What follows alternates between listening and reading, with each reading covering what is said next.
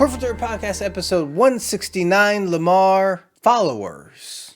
Joe, we combined social media Yep. with ghosts and British people this time. Thank you, Joe. Yeah, basically. Huh? You say something, Yeah, Lamar? yeah, exactly. Yeah. Yep, that's our and social commentary as we'll talk about. First, we talk about what we thought of the story and what it is. Okay, so Jonty, he is an influencer. Mm-hmm. He's on the internet. He has this big following. He's going to college, right? Yep. Mm-hmm. And he meets his flatmates. Yep. Which are Pete is the other guy, Amber, and Zana. Yep. Paranormal things start to happen. And rather than, try to just investigate this like privately or leave, he posts it all on the web. And people are like, oh my gosh, is this real? It's really about like, do people believe what's going on? Yeah. And then it turns into a whodunit.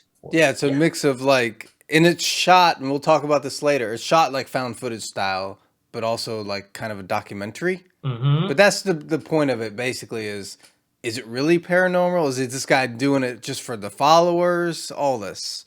I'm going to give it 1 point. I actually enjoyed the story and the execution of it. I enjoyed it as well. It really gets you into the social media part of it. Also, we're going to talk about the paranormal stuff later, but that was done well in regards to combining it to like that found footage. Would it be found footage or would it be social footage? Is there a new term for this? It might be a new term. We'll discuss that. Well, the next category anyways is characters. What do we think of the characters? We mentioned some of them. Okay, without getting the YouTube algorithm all mad at us, Jonty would be, he's doing this for clout, but he would be known as a D-bag or a wanker. You wanker. Yeah, wanker. Don't get mad at us, YouTube algorithm. But yeah, he's kind of obnoxious with his stuff. Yeah. He's the guy that he wants to be social media famous more than anything else.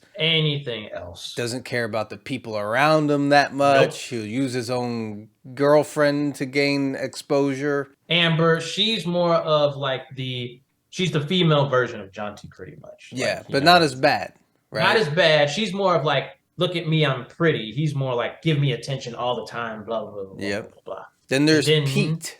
Pete, he's Scottish. Yeah. Yeah, he's the big angry Scottish guy. Did he even smile in this movie? Maybe. I don't know. He was angry all the time. He was very annoyed by everything. He's the dude, I guess, right? You got the douche, the pretty girl, and the dude. And the jock or whatever. Yeah, we got the Zana. Yeah. Oh, she's the one non-white person in this flat. Mm-hmm. And she's very serious about like documentary stuff and, really getting the story out there and that kind of stuff. So, yeah. But they clash, of course. I really think that the mix of characters was very good because they kind of bounce off of each other. Well, there's some other characters that come into the fold that play a role. There's the woman that she's like an advisor for like their mental well-being, I guess, of the school. And then at some point they brought in like a paranormal expert, but he was like a phony too. Was he, Joe? Probably. Well, okay. But it adds to that point of like, is this like real and everything like that? Yeah. And then adding to characters is all the people who are watching, because I guess you have like the typical guy that's just watching. There were other influencers watching as well. Yeah, other influencers. What do you give it for characters? I give it a 1, Joe. I like how this came together because there's conflict in how they saw, which we'll talk about later, the paranormal activity. So that adds to it. I agree. 1 point. The characters were good. It was well acted. One problem that we always see when we review movies with lots of characters is like they all seem the same. These ones, they all had like a different personality and they interacted with each other. So good stuff. Yes. The next category, Lamar, is what we thought of the cinematography, because this was shot to be like kind of found footage or social footage or whatever. Yes. What do we think of that? I think it was enough of a blend between, the cinematic feel and then like the found footage stuff, because you can tell like they had real cameras and they had phones. It wasn't obnoxious where you can tell like it was different between them. It kind of flowed all together and stuff. Yeah, they did well with that. And then every now and then there would be like a little glitch effect whenever something paranormal was going on. I don't usually like the found footage genre, but this was pretty cool. You know what I think it is? Because I think of Paranormal Activity. The cameras are very static. Yeah. And so the problem is you're just sitting there and you're just like, Yeah. okay, I got it. Oh, thing in the corner.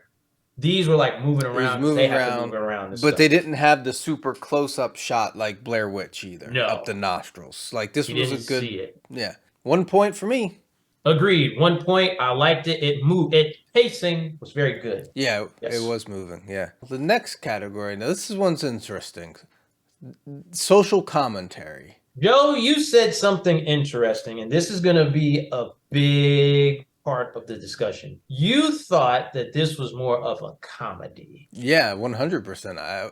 Because at first you said it was a horror, and I was like, I don't know. I thought it was a comedy. I felt like it was like a found footage horror, but here's the thing. When you said that, it would have made sense because then you're taking the route of like, what was it, Haunted House with like Marlon Wayans and stuff like that. But it's interesting because it kind of like everybody's watching this and people like die and stuff like that, and people continue to watch. Yeah, there was even a part in the movie where someone had died, and somebody mentioned that, like, like put your phones away. Someone has died or whatever. Exactly, like, yo, chill out. Like, this person is dead now. Like, you know. Yeah, and that's why I was like, this is kind of a parody of movies and genres of movies, but also a parody of society is what I thought they were going for. Like, they're really poking fun at everything with this. If someone gets attacked, someone pulls their phone out. Yeah. Doesn't help them. Right? We have seen in real life that people will die and people will pull out their phone and film it. This is what happens. And not only pulling out their phones in this movie, people are watching this and they come to the house that's being haunted. This is a movie, but I bet you that would happen in real life. Yeah, totally. There's more than enough people out there that are Jonty's character, basically. He's willing to not only put himself in danger, his friends in danger, but at one point, because he was losing followers, he staged a paranormal incident. Yes. Like, you know, followers at all cost. So I thought they did a good job with the social commentary. I'm giving it 1 point. I agree. Yes, this is saying a little bit more than what I thought it was going to say, Joe. Yeah, and in a fun way, too. Yes. Well, the last category is interesting, and we've kind of touched about this. So the category is mix of genre and what we thought of it, because this was like found footage, mockumentary, supernatural, a whodunit.